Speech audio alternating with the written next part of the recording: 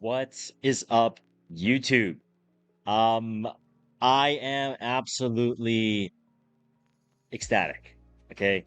The maroon mail that they delivered it absolutely blew me away and exceeded my expectations tenfold. I don't know if you guys feel the same, but I feel like E7 we're so fucking back.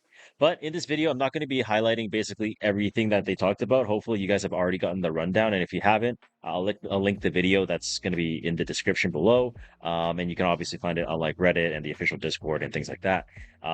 This video is more so focused on the things that I'm really paying attention to, and I want to point out a few things and kind of give a little bit of perspective in terms of, this overall, update coming, which I think, some people maybe didn't think about. I did talk about it a little bit on stream, but I feel like there's a lot of yapping and kind of unstructured, so I figured I'd hop on here and do this properly.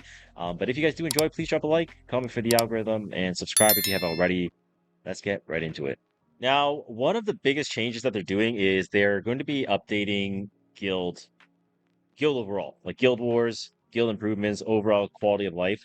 The lobby that was teased previously, as you can see in the background, is finally coming to life, and I personally really love it. I think having a new UI is amazing. Epic 7's been out for like almost 7, almost 8 years now, and we haven't had the guild war lobbies or anything change whatsoever. So this overhaul revamp is very much so appreciated, and I like the little detail that they actually talk about is you'll know exactly when there's going to be guild war going on, right? Because you can see that the door actually is going to be closed, and then it'll be open when there is guild wars going on. And obviously, you have the world boss and ancient inheritance, and obviously the guild lobby is going to be a new thing. Overall, it's just quality of life changes that I think is very nice.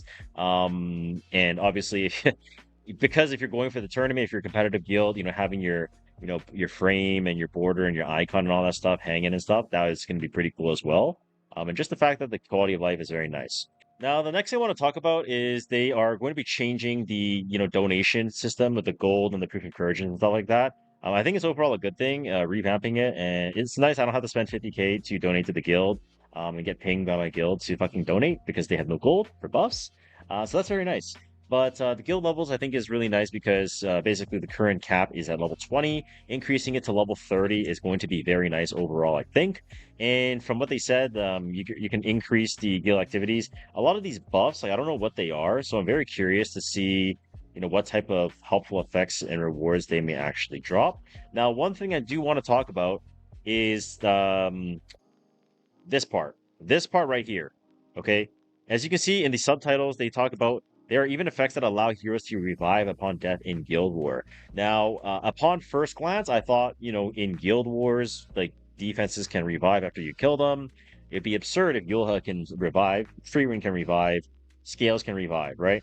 I personally think I'm in the camp that I believe it means that, hey, if, say, my Hakatsu dies in this attack, because we're level 20 in the guild, you can revive one hero per war, right? That's going to be helpful for like the more newer players or the people that have like a little bit more limited roster, that are going to have to like min-max and use certain characters. Maybe their Ross died, right? That's a free ML5 that everybody is relying on in Guild War at the moment.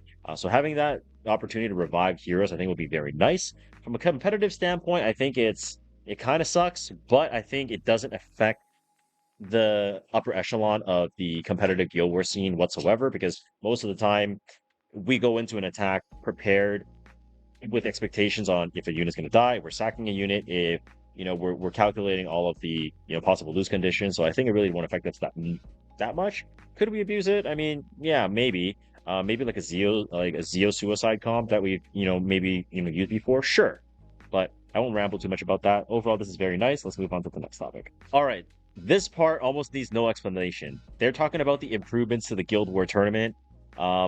One thing I want to kind of tell you guys is when the previous Guild War tournament had concluded, Smilegate had actually reached out to, all of the guilds to, get our intake in terms of how the Guild War tournament had went, things that we could change, things that we could improve.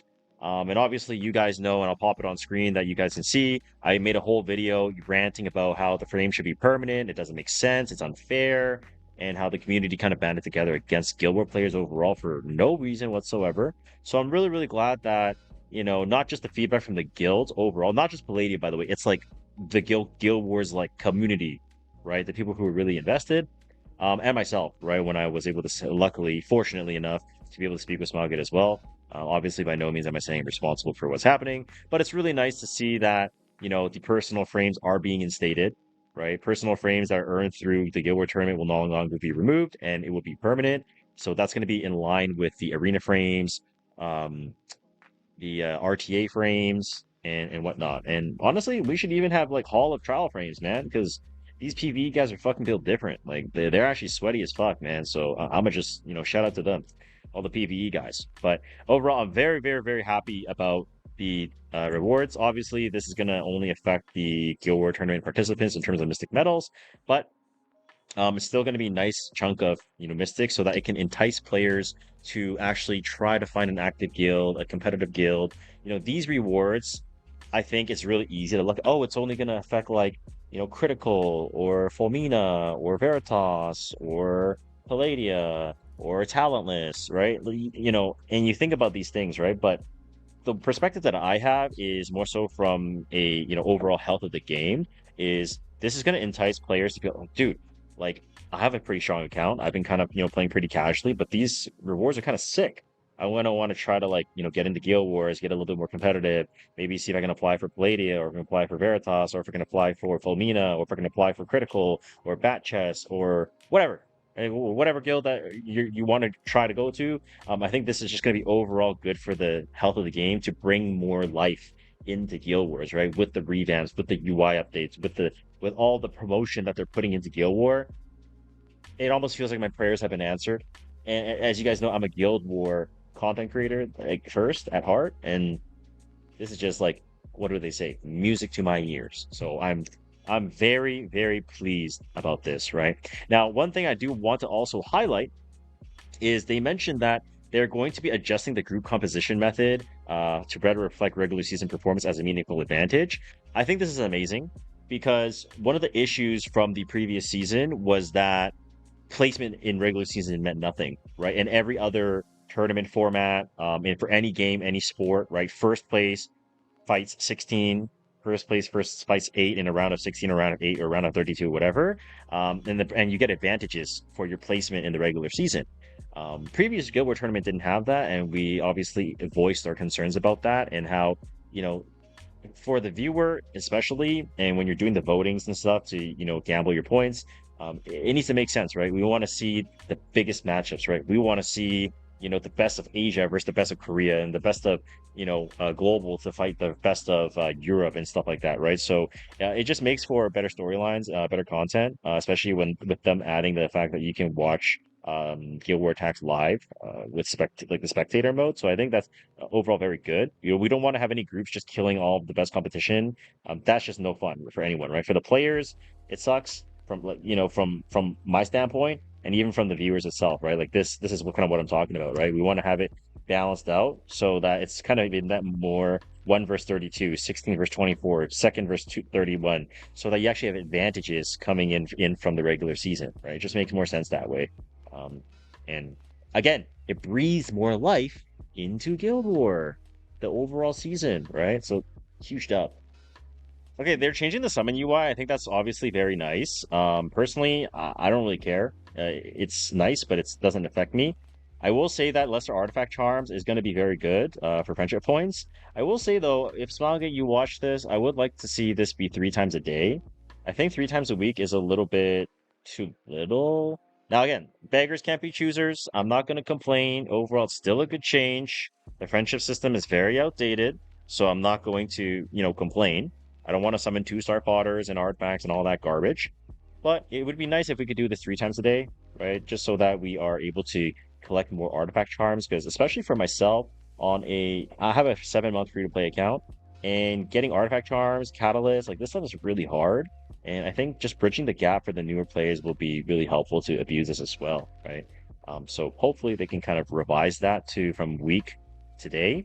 The overall transmit system, as soon as you summon, is going to be very nice for the auto sell. I think this is kind of sick because they actually show the 10 pull and it immediately sells, right? You can see that the blooms will get sold, you get the powder, and this is just overall good quality of life. We no longer have to fill up our storages and stuff like that. So they're really kind of looking at improving that experience, which I'm very, very glad about because that honestly tells me that they've been looking at user feedback, they've been playing the game, they know exactly like what are the nitty-gritty things. So that's very nice. Now, looking at their summoning system that they're going to be updating for the quality of life, they are finally adding a pity system for artifacts. I cannot believe this is being said.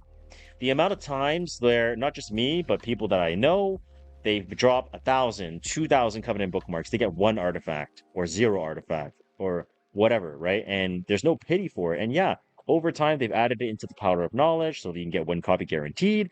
But just having the fact that we can guarantee ourselves an artifact with a little bit more pulls, a little bit more pulls, and a slate and imprints guaranteed, I think overall it's just a huge fucking W. This is just an amazing W from Smilegate. I think they they they completely hit the mark.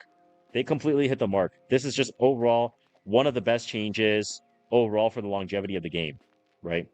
Now, in terms of the older heroes, right? Any heroes that are getting rerun, it's going to be cheaper. So basically, from a pity of 120, it goes down to 96. As you can see here, you get 15, 35, 55, 80 bookmarks, 120 bookmarks. So that's equivalent to about 24 pulls. 120 minus 24, 96.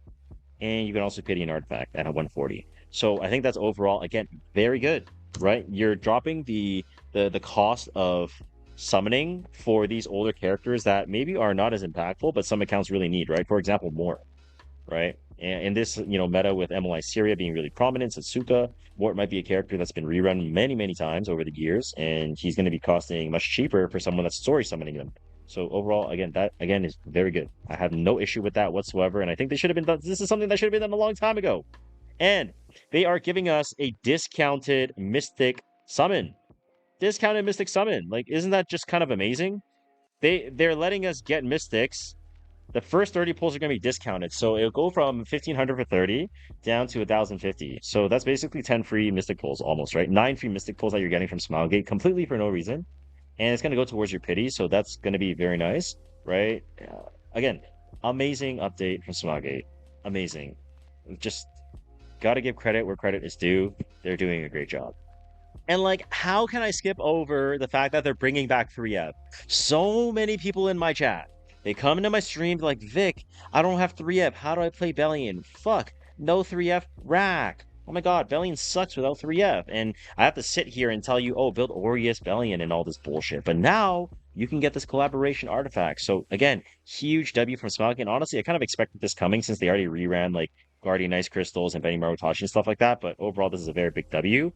The next thing you want to talk about is the arena system, where they're basically showing you what comps will work in specific defenses. I think this is good for the more casual player that's trying to climb and get some, first time Emperor, first time Legend, 4, 5, 3, 2, 1 rewards. I think it's overall very good. Or maybe if you have a limited unit pool, this is going to be good for the newer players as well.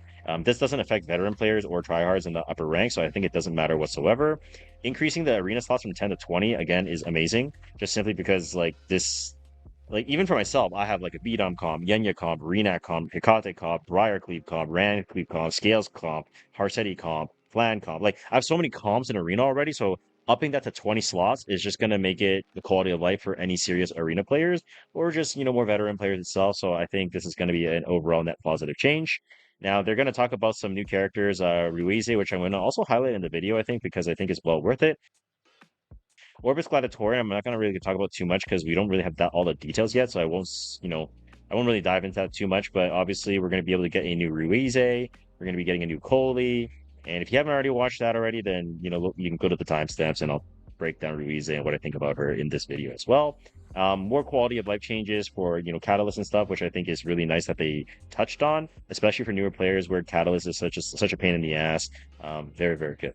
And the overall soul right now in RTA, obviously, when you're fighting against someone like Freerin, right, you have to track how many souls they have, so every hit is going to be, -4, -4, -4. When I look at them and they get 20 souls, -4, -4, -4, and -12, so they're down to around 8 souls. If I dual attack Baronka, that takes off another 8. It's like this is kind of one of those skill factor things where managing souls is, very important when you're playing RTA at a high level. But I think this overall is a good change. It just simplifies the game for maybe more casual players, so they don't have to think about these things, and there's no more guessing, so you know exactly how many souls the enemy has. And overall, it's relatively fair because it's not like this is a one-sided advantage. Both players are going to be able to track your souls. So overall, it's a net positive. It makes the game even easier to play along with the ban protection. So I can totally see why they would add this for RTA for that perspective.